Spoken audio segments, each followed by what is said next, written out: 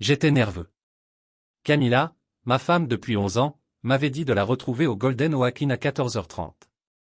Je savais que le bar serait pratiquement vide à cette heure-là et que quoi qu'elle ait à me dire n'aurait pas grand-chose à voir avec faire la fête avec elle. Je ne savais pas à quel point j'avais raison. The Oak était l'endroit où elle et moi nous étions rencontrés il y a 13 ans. Ce fait ne m'a pas vraiment aidé à me sentir mieux. J'ai eu un mauvais pressentiment.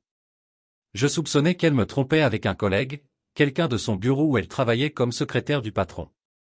J'avais peur que cette réunion soit l'endroit où j'apprendrais la nouvelle. Il y avait eu des signes tard dans la nuit au bureau, un désintérêt pour le sexe, du moins avec moi, de nouveaux vêtements, des vêtements provoquants, des vêtements que je ne l'avais jamais vu porter en ma présence et le silence, de moins en moins de communication. Nous ne parlions presque pas, même lors des repas, et il y avait de moins en moins de repas ensemble. Elle était rarement à la maison pour eux. Au cours des derniers mois, c'était principalement moi et les enfants, Nolan et Ava, tous deux âgés de 10 ans, qui mangions ensemble. Camilla reviendrait plus tard. Une excuse boiteuse qui traînait derrière elle, peut-être un dessert du commerce pour les enfants à la main, comme une offrande de paix. Son mépris pour moi était une chose, et oui, ça faisait mal, mais mettre les enfants en veilleuse, ça m'a vraiment énervé. Je suis entré dans le parking. Il n'y avait que quelques voitures. Je suis resté assis 1 minute, le moteur toujours en marche, mes mains étaient sur le volant. J'essayais de me calmer. J'avais décidé de jouer cool. Si elle devait dire et faire ce que je soupçonnais, alors très bien, je pourrais le supporter. J'avais soupçonné que tout allait arriver. 2 nuits auparavant, j'avais entendu une partie d'une conversation. Sa voix s'est tue dans la cuisine alors que je passais dans le couloir. Oui, d'accord, je suis d'accord mardi. Oui, je vais l'Y amener. Eh bien, c'était mardi et il était 14h30 et elle m'avait amené ici. Je suis resté assis dans la voiture pendant quelques instants, pensant, et si elle était avec lui? Que dois-je faire? La sagesse conférée par l'art de la guerre résonnait dans mon esprit, une boussole dans les moments de conflit. Cela s'est avéré inestimable, non seulement dans les affaires mais dans la vie. Si vous connaissez l'ennemi et vous-même, vous n'avez pas à craindre le résultat de 100 batailles.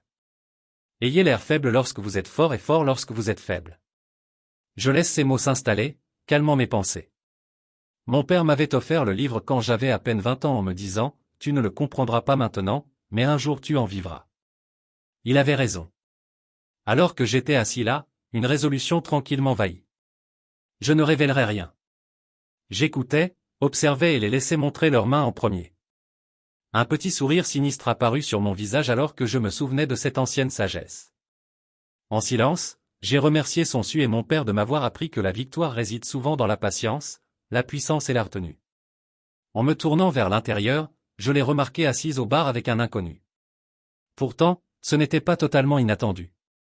Mon entreprise, Walters Incorporated, m'a accaparé une grande partie de mon temps au cours de la dernière décennie, me laissant peu d'occasion de socialiser avec ses collègues.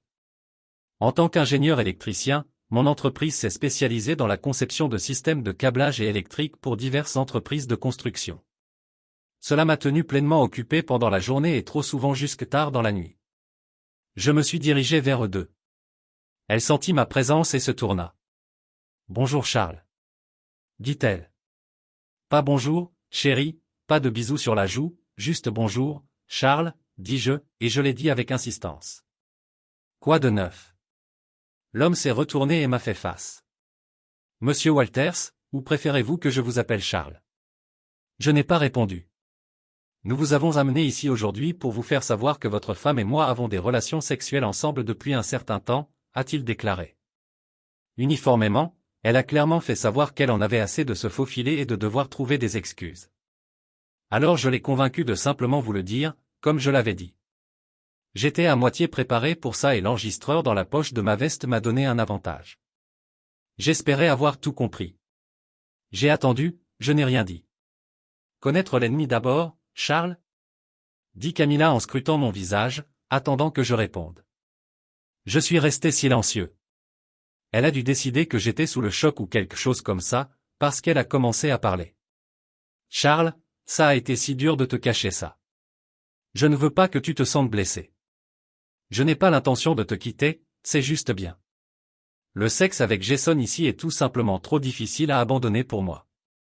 J'espère que vous pouvez comprendre. Je ne peux plus te cacher ça. Vous méritez de savoir, dit-elle. Je ne savais pas à quel point elle était consciente de la stupidité de son argument.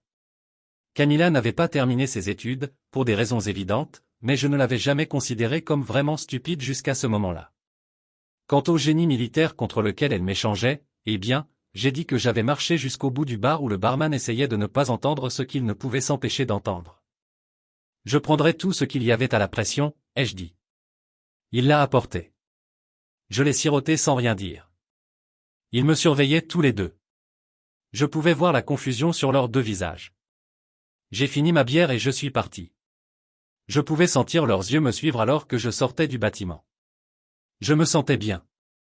Pour la première fois depuis des mois, j'avais l'impression d'avoir le dessus. Peut-être que je l'imaginais, mais c'était définitivement ce que je ressentais. Je suis rentré directement chez moi. Les enfants m'attendraient. A crié papa Nolan alors que je franchissais la porte. Ava était juste derrière lui. Je les ai embrassés tous les deux bonjour et j'ai ri. Ça va être un bon week-end pour vous les gars, leur ai-je dit.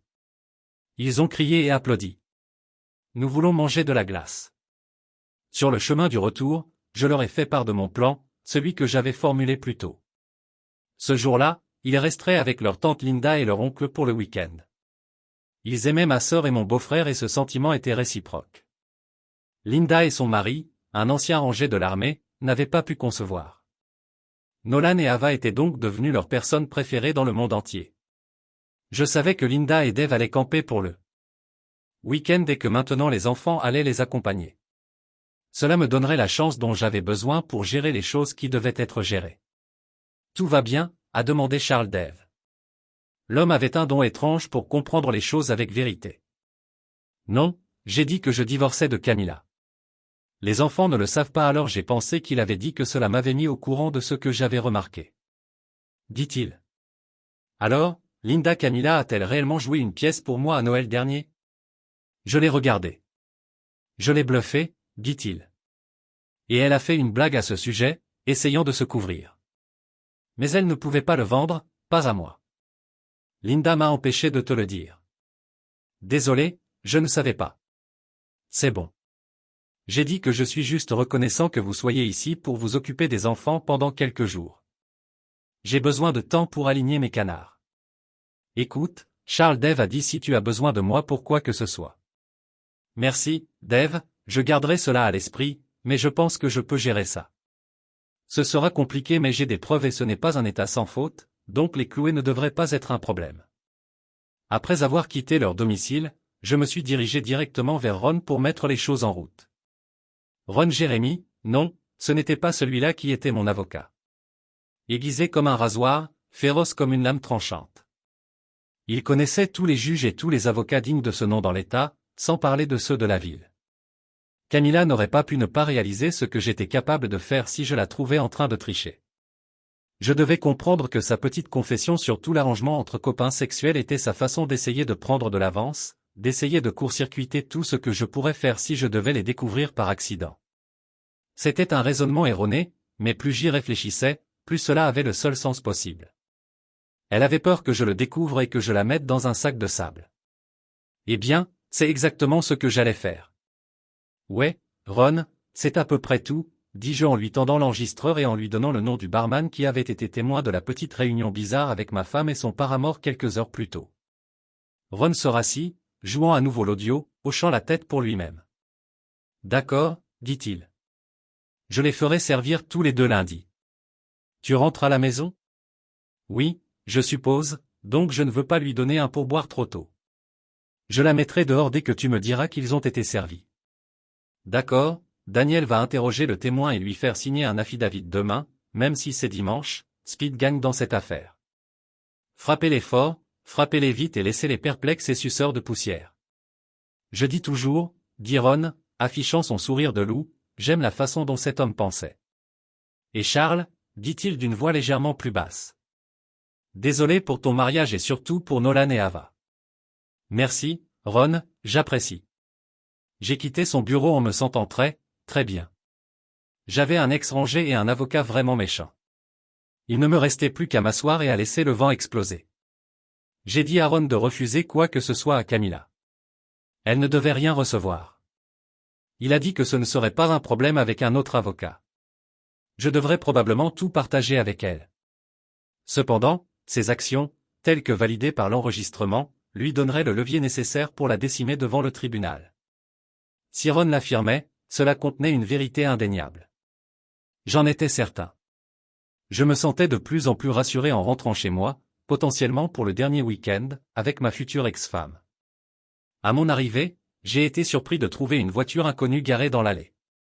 Ce devait être celui de Jason. La soirée tombait et je me demandais si j'aurais la chance d'apercevoir les amants. J'ai garé quelques maisons plus loin et je me suis approché de la maison tranquillement. Les lumières étaient éteintes. Alors que je me rapprochais, j'ai remarqué Wesley, mon voisin d'à accent grave côté, qui traînait sa poubelle jusqu'au trottoir. Wesley était policier. Je me suis dirigé nonchalamment vers la voiture inconnue et me suis tenu à côté d'elle en faisant semblant de vérifier mon téléphone. J'ai établi un contact visuel avec Wesley. Il m'a fait signe, j'ai hoché la tête, il avait vu la voiture. J'étais soulagé. Un autre témoin. J'ai noté mentalement le numéro de plaque d'immatriculation de cet imbécile. Je le donnerai à Ron demain, avec le nom et l'adresse de Wesley, peut-être même quelques photos si je pouvais les obtenir. Je me suis glissé dans la cour comme si j'allais chercher mes propres poubelles. Wesley était rentré à l'intérieur à ce moment-là. Parfait. Je me suis approché des portes coulissantes en verre et je les ai vues dans la pièce de devant. Juste des silhouettes, mais assez proches. J'ai sorti mon portable et j'ai pris les photos à travers la vitre.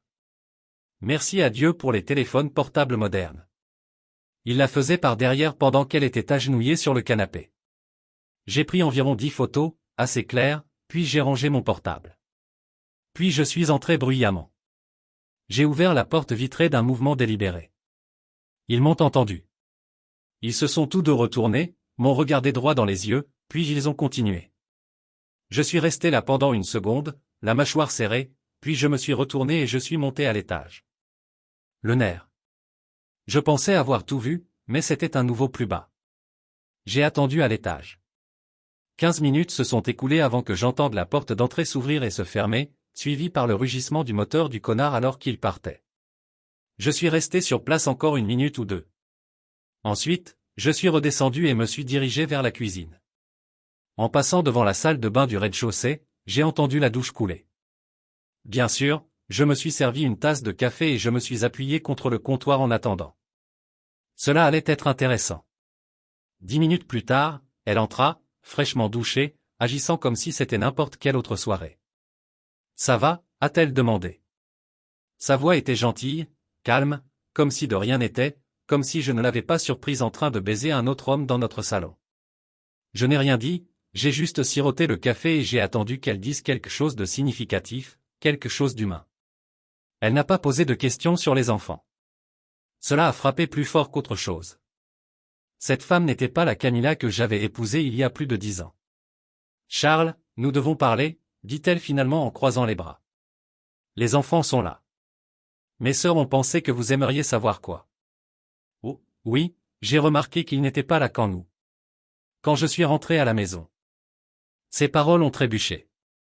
Elle avait l'air troublée. « Êtes-vous d'accord ?» Elle a demandé à nouveau. « Je voulais juste être franc et honnête avec toi. Je n'aimais pas me faufiler. Tu es un homme bon. Vous méritez mieux. » En fait, elle a dit que c'était juste du sexe, Charles, seulement du sexe. Je ne te refuserai rien quand nous serons ensemble. Et Jason sait qu'il est d'accord avec ça, c'est un homme bon. C'était son idée de ne plus te cacher des choses. Je l'ai regardé. Je n'ai pas pu résister. Désolé, bébé, pour que je puisse coucher avec ma femme légalement mariée ? Dis-je lentement. Et Jason est d'accord avec ça ? Bon sang, c'est très généreux de sa part. Pas besoin d'être sarcastique, Charles. L'honnêteté est toujours la meilleure politique, vous savez, a-t-elle déclaré. Elle a en fait dit que, de toute évidence, rompre ses vœux de mariage était l'exception à la règle. J'ai dû sourire, je n'ai pas pu m'en empêcher. L'absurdité était accablante. Charles, bon sang, dis quelque chose. Elle a lancé, que veux-tu que je dise ? Ai-je demandé, toujours calme. Si je te disais de l'appeler et de lui dire que c'est fini, tu le ferais. Elle hésita. Eh bien, alors, dis-je. Il n'y a rien à dire. Mais oui, tu avais raison, je mérite mieux. Je riais à l'intérieur, mais à l'extérieur, je restais calme, réfléchi, presque serein. Tu n'es pas un con ou quoi que ce soit. Elle a dit, tu es mon mari et un bon papa et je t'aime. Garde-le, Camilla. Je sors, ne m'attends pas. Je devais sortir de là. Je ne supportais pas d'être près d'elle. Elle était morte pour moi lundi. Tout serait fini et elle appartiendrait bien à l'histoire ancienne. J'ai retracé mes pas du début de la journée. J'étais de retour au Golden Oak. Le même barman était de service. J'ai saigné et j'ai pris ma place à la fin. Qu'est-ce qui donne? Ai-je demandé en faisant un signe de tête à la foule. La soirée des dames est sortie. Il a incliné la tête vers le coin le plus éloigné. L'éclairage était faible, mais pas assez pour le cacher. Il ne l'était pas tricherie, peut-être que Camilla le savait déjà, peut-être que la politique de la porte ouverte allait dans les deux sens. Je me suis souvenu de ce qu'elle avait dit plus tôt, que Jason savait que j'étais toujours autorisé à coucher avec son Christ. Je secouai la tête et pris une longue gorgée. Un type assis à quelques tabourets se pencha. « Mec, si tu as besoin d'un témoin, merci, dis-je. Peut-être que je le ferai. Ma femme m'a aussi fait ça il y a quelques années. Il a dit que je n'avais personne pour me soutenir, alors je me suis fait assez mal prendre au tribunal. Ouais, j'ai dit, ouais, ce serait bien si la moitié de ce que je gagne n'allait pas à la pension alimentaire. Nous avons parlé de temps en temps pendant les 4 heures suivantes. Un bon gars. Il avait une sorte de colère discrète que j'ai reconnue. J'ai pris note mentalement d'en parler à Ron.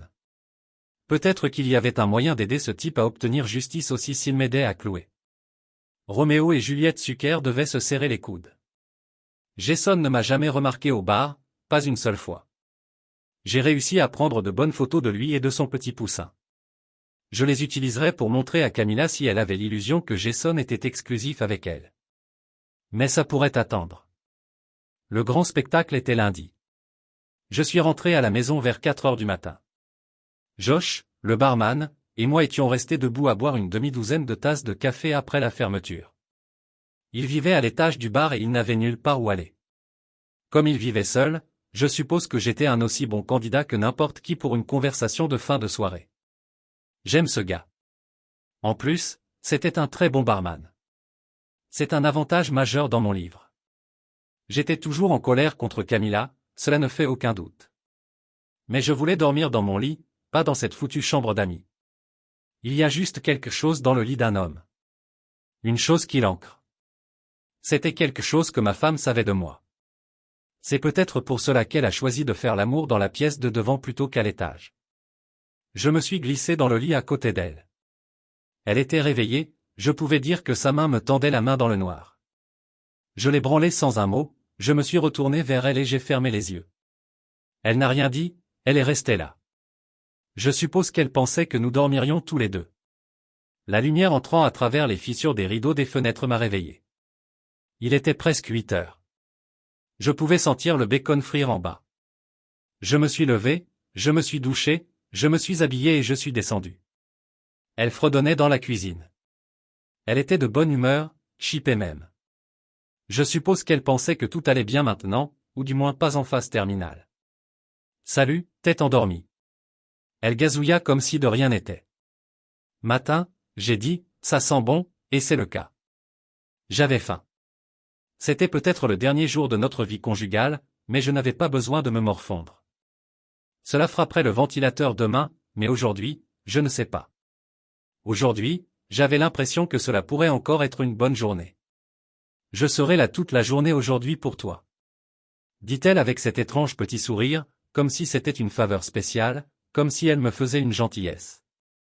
Oh ouais, dis-je en sirotant un café. Et si tu es bon, dit-elle, la voix plus basse, tu pourrais avoir vraiment de la chance. Elle rigola. En fait, elle a ri. Je ne savais pas si je devais rire ou vomir. Comment cette sorcière infidèle d'épouse pouvait-elle réellement penser que j'accepterais consciemment ce fantasme? Elle vendait que je la voudrais comme ça. Je ris en retour, reflétant son petit rire stupide, le gardant même en jeu. Je dois amener ma voiture au magasin plus tard ce matin. J'ai dit, besoin de nouveaux freins? Oh, dit-elle, son ton baissant un peu. Je pensais que nous pourrions le faire, peut-être plus tard. J'ai juste hoché la tête, pensant déjà à l'avenir. J'avais besoin de sortir de la maison pour l'éviter. Cela n'allait pas être facile. Je ne voulais vraiment pas la toucher. Mais si je devais le faire, si cela la déséquilibrait un autre jour, peut-être que je pourrais le supporter. Juste avant de partir pour l'atelier, ce n'était pas un mensonge, j'ai posé mon petit enregistreur à commande vocale près du téléphone de la cuisine. Je pensais que si elle l'appelait, c'est là qu'elle le ferait. Et j'avais raison. Mon Dieu, comme j'aime l'intrigue. 3 heures plus tard j'étais de retour. Elle était dehors en train de sortir les poubelles. Je me suis glissé dans la cuisine, j'ai récupéré l'enregistreur et je l'ai apporté à mon bureau. J'ai fermé la porte et je l'ai écouté. Sa voix remplit la pièce, douce et impatiente, « Salut, c'est moi. Oui, il est sorti pour faire quelque chose sur la voiture. Je ne sais pas, Jason, il ne voudra peut-être pas. Oui, je vais essayer. Il m'aime alors peut-être. Mais bon, je comprends, je ne veux juste pas le perdre. Je ne sais pas, peut-être que nous sommes allés trop loin en lui mettant ça au visage comme ça, je sais. Mais bon, je t'aime aussi. Je me suis assis là, juste assis là dans mon bureau, dans un état d'émerveillement. J'avais épousé un foutu imbécile. C'était embarrassant. Et maintenant, je n'étais même pas sûr de devoir divorcer. Je veux dire, comment quelqu'un d'aussi stupide pourrait-il être tenu responsable de ses actes? Mais la blessure était trop profonde. Maintenant, l'audace flagrante du couple a rendu toutes sortes de réconciliations impossibles. Et puis il y avait les enfants. Elle s'en fichait clairement. Impardonnable. J'étais debout et sorti de la maison avant même qu'elle ne se réveille. Le lendemain matin, c'était lundi et bientôt ce serait la fin de la vie pour elle et son amant. Le premier arrêt était le bureau. J'ai laissé ma secrétaire Elling. Le patron a ses bons côtés. Puis je me suis dirigé vers le bureau de Ron. Il avait des nouvelles. Daniel, son enquêteur à temps partiel, avait déniché de bonnes choses sur Roméo. Il s'avère que le gars était marié et avait 6 enfants, croyez-le ou non. Sa femme avait l'argent, la maison, la famille, 10 ans de plus que lui apparemment. Elle n'avait aucune idée de ce que faisait son mari. Abattez-le en grand, j'ai dit à Ron. Je lui ai remis le dernier enregistrement ainsi que le Mediator sur mon portable. Il sourit en le voyant. J'ai peut-être un travail spécial pour toi et Daniel. J'ai ajouté. Une fois la poussière retombée, je savais que Linda et Dave emmèneraient les enfants à l'école. Il fallait leur parler plus tard. Cela m'a secoué, mais il fallait le faire, il n'y avait aucun moyen de contourner cela. Ron l'avait installé pour que les 2 tourtereaux soient servis au travail. Une ordonnance d'interdiction était déjà en vigueur contre elle et contre lui de revenir à la maison. Les documents devaient être livrés juste avant le déjeuner. J'avais demandé à Ron de le rendre bruyant, public, aussi humiliant que possible. Je voulais que tout le bureau le voie. Je voulais qu'il fasse mal. J'ai également demandé à Ron de s'assurer que toutes les preuves que nous avions soient bien entre les mains de la femme de Jason. Ce qu'elle en faisait, cela dépendait d'elle. Mais mon Dieu, je voulais être là quand ma femme serait servie. Et puis j'ai pensé, pourquoi pas? J'ai attendu dans le couloir devant son bureau. Quand le serveur est arrivé, il ne m'a pas reconnu. Il est juste passé avec cette enveloppe de manille sous le bras. Il se dirigea directement vers le bureau où travaillait Camilla, le bureau de son patron. Je le suivis, restant au bord de la porte et observant. « Excusez-moi » dit le serveur en entrant dans la salle, d'une voix professionnelle mais ferme. « L'êtes-vous, Madame Camilla Walters ?» Elle leva les yeux du bureau en souriant. « Oui, je le suis. » Je restais dans l'embrasure de la porte inaperçue pendant qu'elle lui parlait. Il lui tendit l'enveloppe. « Vous êtes servi » l'informa-t-il. Son expression s'assombrit alors qu'elle examinait le contenu de l'enveloppe. J'ai regardé son visage s'effondrer, les larmes jaillirent avant de couler sur ses joues. Elle s'effondra sur sa chaise, complètement brisée. Son patron est venu pour tenter de lui offrir une sorte de réconfort. J'ai rendu ma présence plus visible. Son regard a rencontré le mien avec surprise. « Charles, pourquoi ?» demanda-t-elle, sa voix tremblante comme si elle ne savait pas déjà ce qui allait arriver. Incapable de résister, j'ai répondu, « Comme tu l'as dit, je mérite mieux. » Je n'ai pas attendu qu'elle réponde, je me suis retourné et je suis parti en sortant du bureau, bien que physiquement absent. J'ai appris plus tard que Jason avait connu un sort similaire. La gravité de sa situation l'a frappé comme une tonne de briques. Il s'est évanoui en réalisant tout cela. En fin de compte, il a tout perdu, sa femme, ses enfants, sa maison, sa carrière. J'avais mal jugé une chose, Camilla n'était pas la plus grande idiote du monde, elle n'était que la deuxième. Quelques jours plus tard, j'étais assis dans le bureau de Ron, en sirotant une tasse de café fumant. Alors tu penses pouvoir l'aider, vu que c'est si long? Après avoir demandé, Ron s'appuya en arrière sur sa chaise, les yeux pétillants. Oui, je le pense. La dame a beaucoup de squelettes dans son placard et elle est plus que disposée à revoir les conditions de leur divorce afin de les conserver. Chut, chut, fais jeter la pension alimentaire, si tu peux, Ron. Ne sais-tu pas maintenant que je suis doué pour baiser et tromper les femmes? Je peux tout faire. Notre mariage m'est miracle des miracles, elle n'a pas été virée. Elle était avec son patron depuis si longtemps qu'il a laissé passer son indiscrétion. Cette fois-ci, comme je l'ai raconté précédemment, j'ai rencontré Camilla le lendemain du grand spectacle. Je vais jouer et je l'ai abattue. Vous n'avez montré aucun intérêt pour les enfants depuis des mois. Camilla, dis-je froidement, ton petit ami a retenu toute ton attention. Les larmes lui montèrent aux yeux.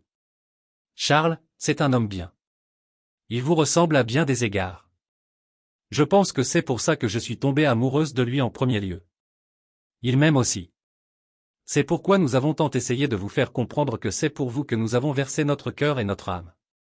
Maintenant, vous avez semblé apte à nous détruire tous, nous tous, même les enfants. Comment as-tu pu? Les larmes sont revenues, mais cette fois, elle m'avait vraiment énervé. Elle faisait que tout était de ma faute. Mon Dieu, j'étais en colère. Charles, il n'est pas trop tard, il y a encore nous si tu le veux. Dit-elle en essayant d'atténuer le choc. Je sais que je peux faire comprendre à Jason que tu as aussi des besoins. Tu seras toujours mon numéro 1. Tu es le père de mes enfants.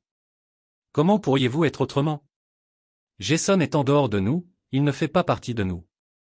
Je ferai de toi un homme très heureux si seulement tu m'en donnes l'occasion. J'étais presque sans voix. Je ne pouvais même pas me mettre en colère. C'était plus que stupide, stupide et idiot. Elle croyait réellement à sa propre tribu, à ce fantasme tordu dans lequel elle vivait.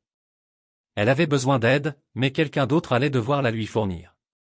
Elle était une histoire pour moi, Camilla, dis-je, trouvant enfin ma voix.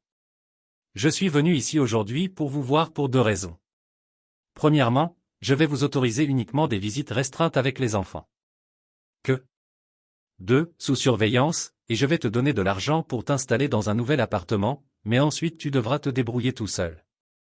Elle m'a regardé et je pouvais voir l'espoir persistant dans ses yeux. La condition pour cela la plus grande de ma part est que vous ne contestiez en aucune façon le divorce. J'ai continué. Si tu le fais, je viendrai vers toi avec tout ce que j'ai et, Camilla, tu n'as aucune idée de ce dont je suis capable. Suis-je clair jusqu'à présent? Elle me regarda, son visage passant de l'incrédulité à une sorte d'acceptation douloureuse. Il était clair qu'elle avait espéré, contre tout espoir, que je la reprendrais, que je serais d'accord qu'elle reste numéro 1 mondial. Elle allait avoir besoin d'aide, mais ce ne serait pas pour moi. Numéro 2, dis-je en lui poussant un dossier en papier cartonné. Elle attrapa le dossier et en sortit les photos que j'avais prises de Jason et de sa dernière aventure le samedi précédent. J'ai vu son visage tomber alors qu'elle regardait les photos. Mais ça date de samedi soir dernier. Dit-elle, sa voix à peine au-dessus d'un murmure, toi, tu n'es pas son véritable amour.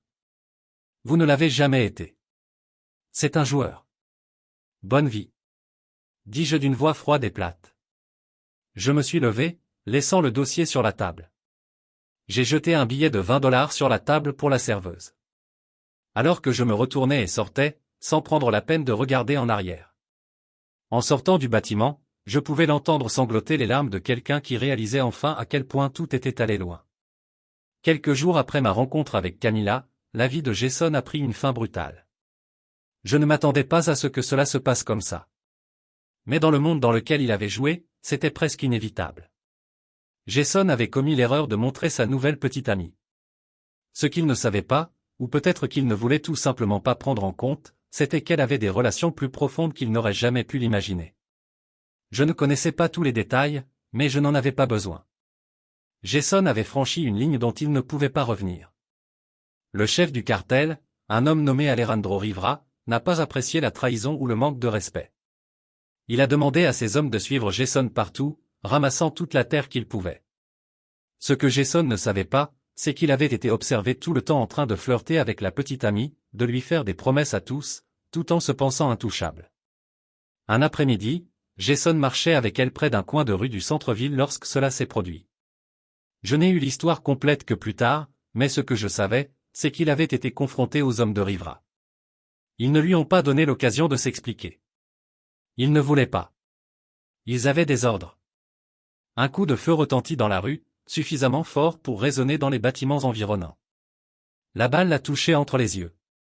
Jason tomba comme une pierre, son corps s'effondrant sur le trottoir devant la fille qu'il avait attirée vers la mort. La jeune fille a crié, mais les hommes n'ont pas bronché.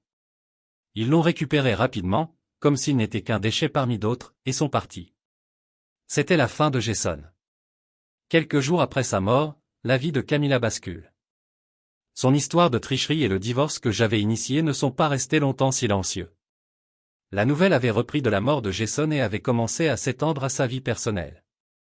Il n'a pas fallu longtemps pour que Camila fasse partie de l'histoire, et les médias s'en sont donnés à cœur joie. À mesure que la nouvelle se répandait, l'examen minutieux est devenu trop difficile pour elle. Son nom était affiché dans les journaux et sur les sites web avec chaque détail de notre divorce compliqué exposé au monde entier. Elle ne pouvait pas le supporter.